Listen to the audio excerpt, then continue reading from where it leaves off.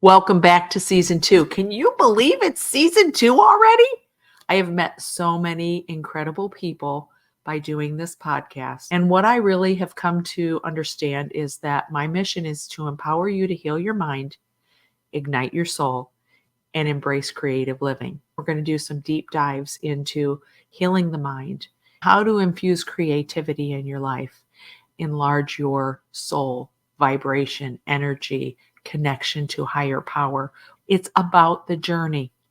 We can look at life as what has happened to us or what we get to do with our life. Before we get started, I always ask if you would please subscribe to the channel, leave a comment, leave me a rating because that helps this podcast reach more people. Grab a cup of coffee because it's time to catch some Soulshine. Today I am talking with Megs Crawford, and she has a lot to say about ADHD because she has it, and she has infused some really powerful tools in her tool belt to help her organize and help you organize.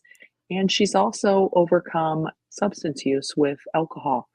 She no longer drinks, and it is really common to have somebody with any type of substance use also have the diagnosis of ADHD.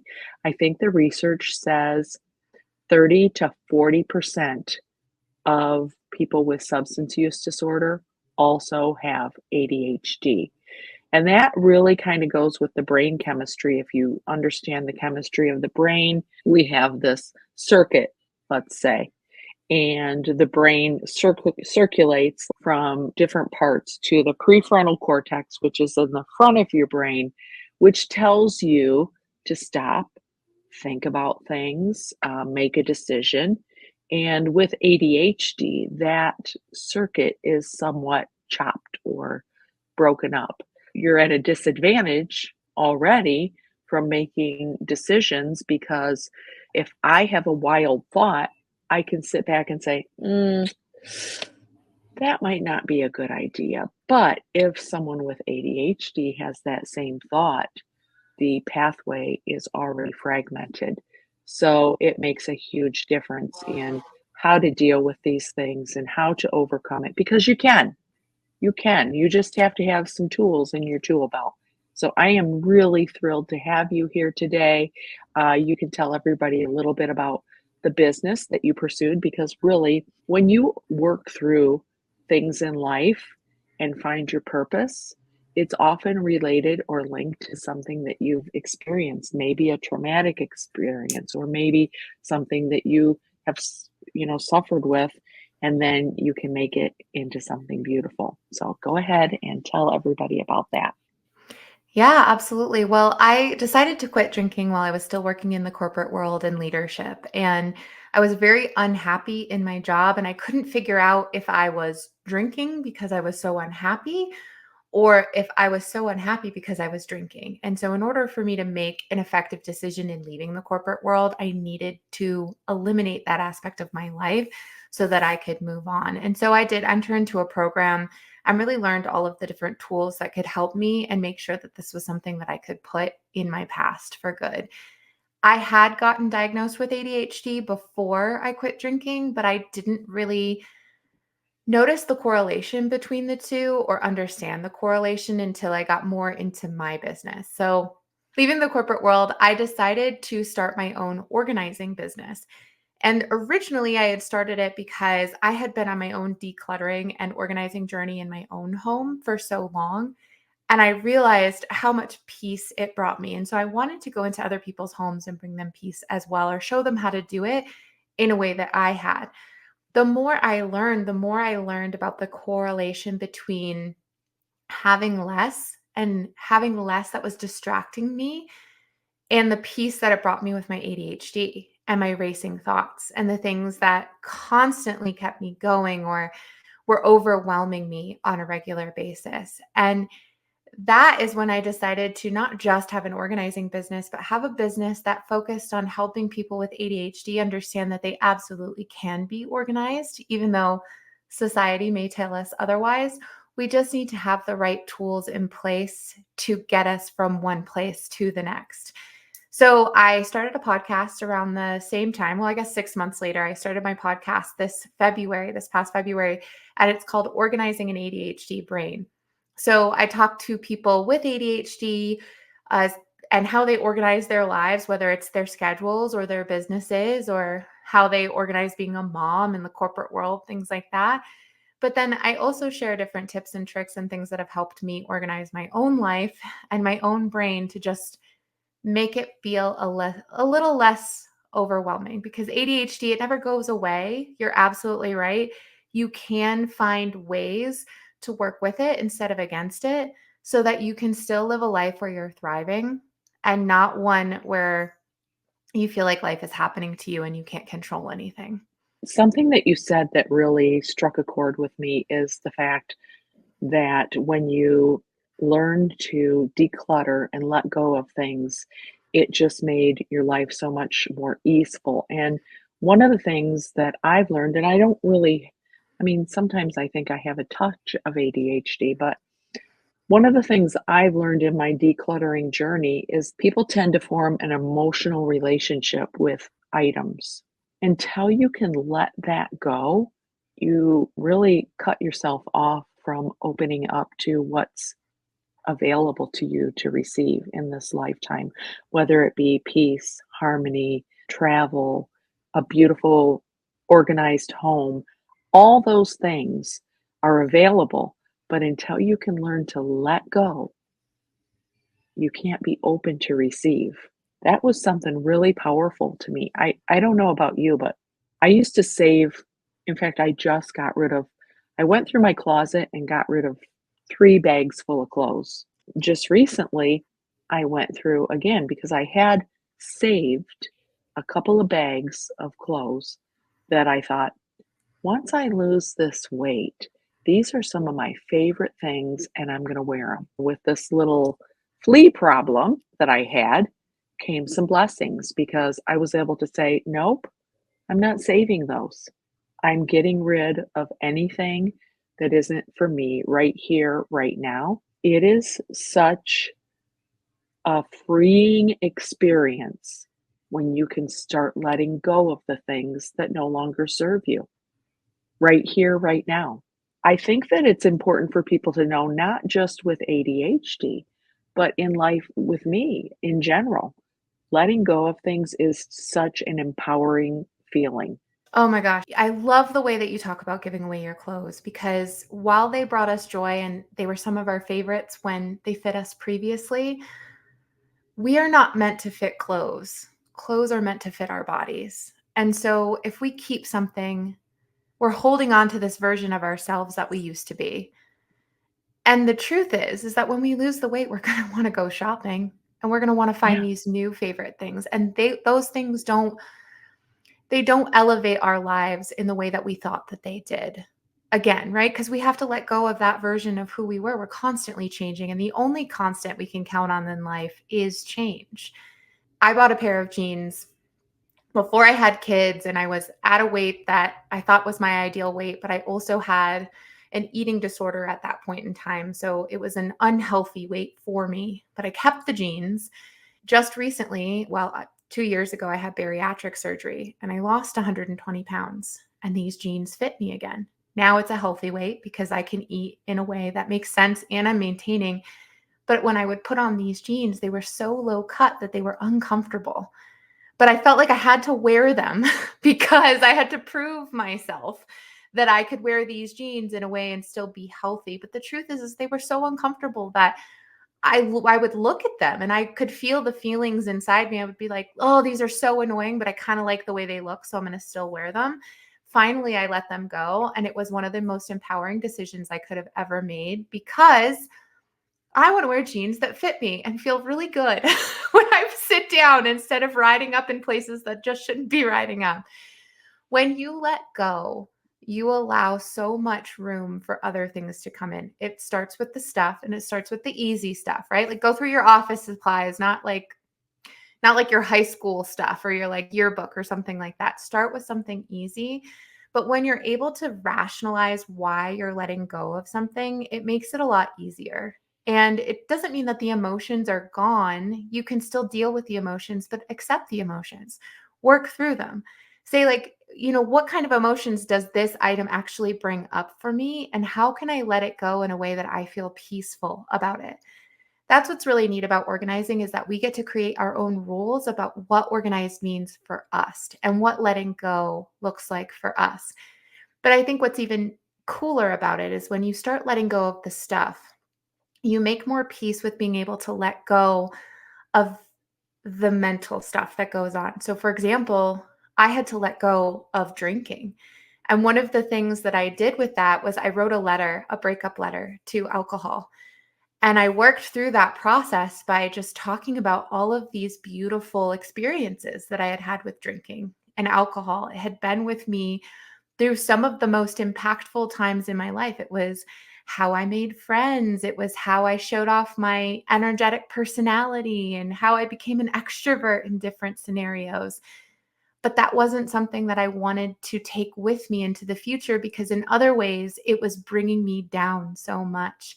So it was really beautiful to be able to equate the two and say, while I'm letting go of some of these really incredible things in my life, I'm also making room for some of the things that are going to be even that much more incredible. And like one thing that's hard for me still is my mother-in-law and I used to drink bottles of wine before we would go to bed, and we would just talk and talk and talk.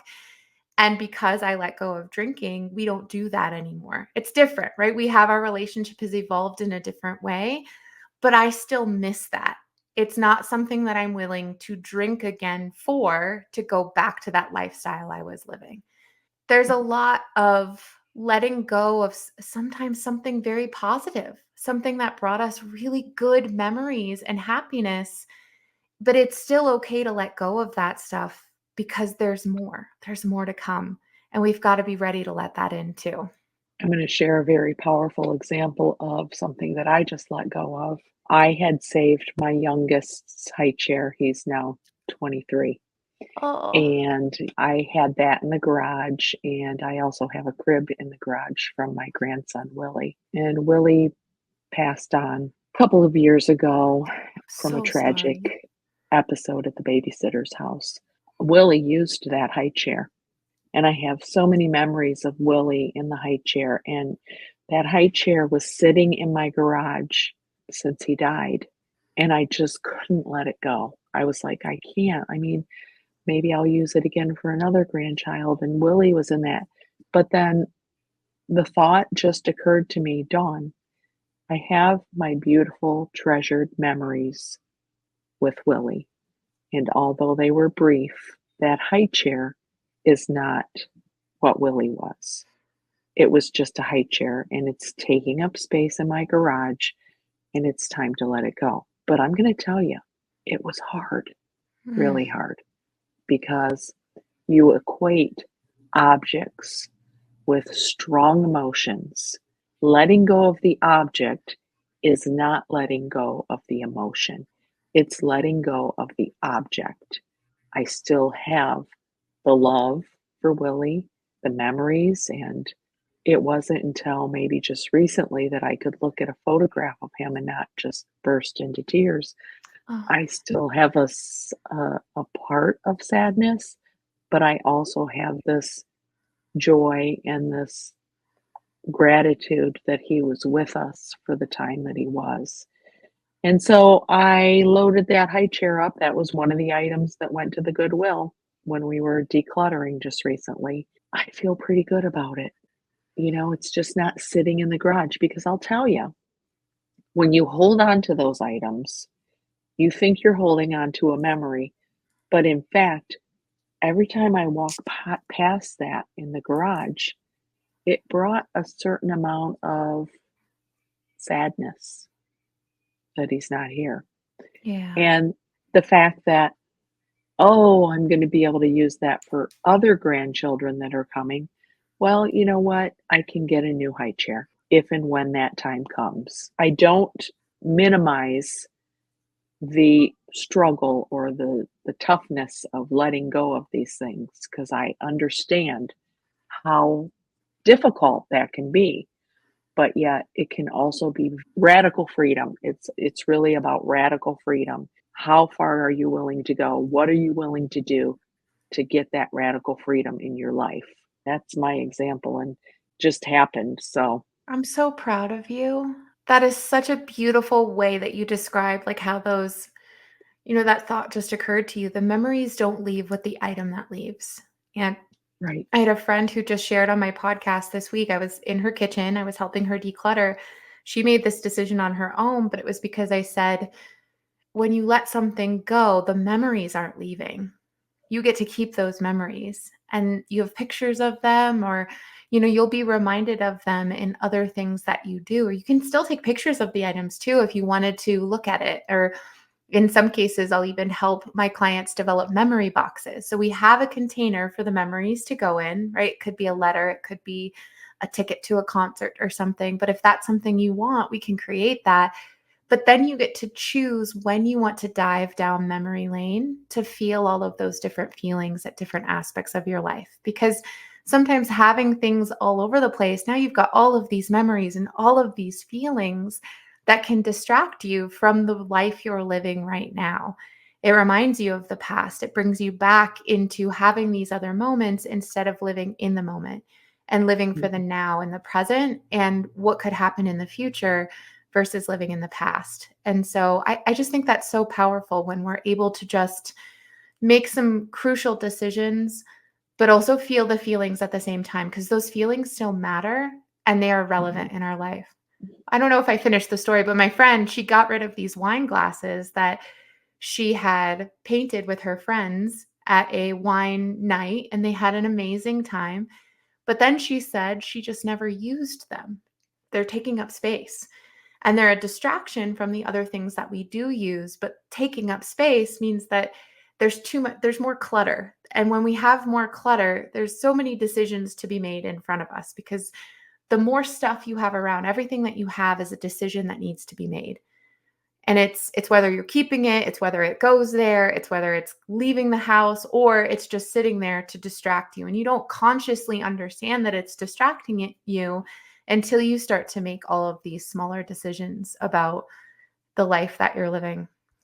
Oh, I'm so sorry about your grandson, and thank you for sharing. That's Thank so you. Yeah, powerful. it was a tragic situation. We really miss him, especially around the holidays. I had some Oh my pictures of him pop gosh. up today, and I was like, oh man, I miss Willie. What I did do today with my granddaughter, speaking of precious items, I'm an artist and I have a lot of art supplies. I have so much paint, and I bought these liquid paints in the bottles, and they're kind of expensive, but Mhm.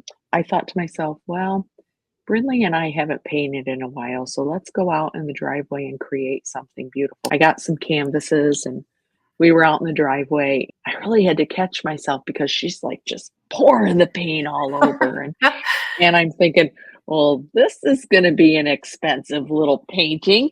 And then I had to catch myself because what is the purpose of having things if we're not going to use them?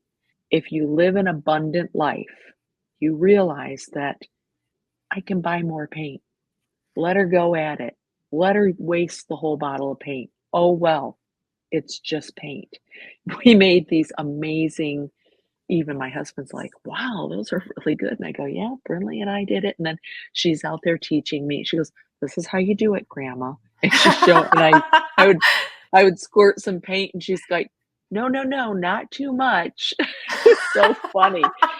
Kids are so receptive, and when I heard her say, "No, no, no, not too much, just like this," I thought, "Ugh, I don't want her to get into that mindset of lack. Live a life of abundance and things will come to you." That's what we did, and it was so fun. I love that, and it reminds me too, because we met through Kathy Heller, and she Yes. talks about this all the time, is don't wait for a special occasion, do it now. And what Yeah. is the special occasion that we're waiting for? And I think about that with art supplies and things, but I was talking to another client about champagne glasses and flutes for your Mhm. wedding. So my husband and I use our flutes on our anniversary, and I will pour like a non-alcoholic drink into it to be fun, and he'll pour a beer into it, because he doesn't drink champagne if I'm not drinking it. But we make use of it once a year, and that's our special occasion stuff. When it comes to other things that are fragile or could be seen as breakable, I've made peace with the fact that if it breaks, that's okay because we're using it. I Right. want to have the memories with it. Like, why would we have the fancy china if we're not using the fancy china?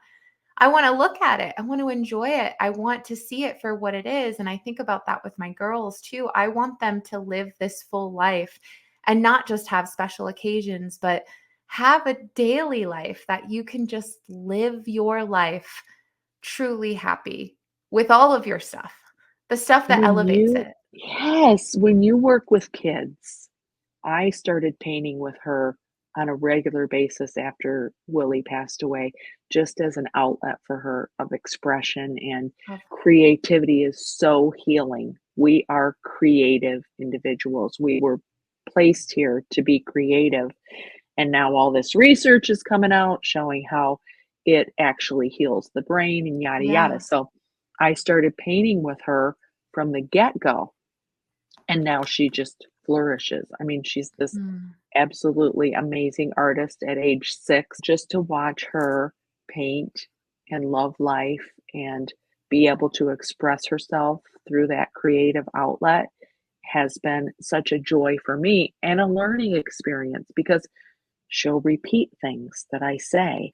And then I'll have to think, ooh, I don't want to teach her that. Yesterday, my stepdad was letting off some fireworks and my mom got mad. Oh, he's setting them off too early. It's not dark out yet. And I talk to Brinley about emotions all the time. And Yeah. she'll get up and she'll be grumpy. And I'll say, listen, I mean, if you want to be angry, you can. That's okay. I'm going to choose to be happy today. And she says, okay, I'm going to choose to be happy too, Grandma. And so when my mom got grumpy, she said, now, great grandma, you can choose to be angry if you want, but you can also choose joy. And Yeah. I'm just sitting there going,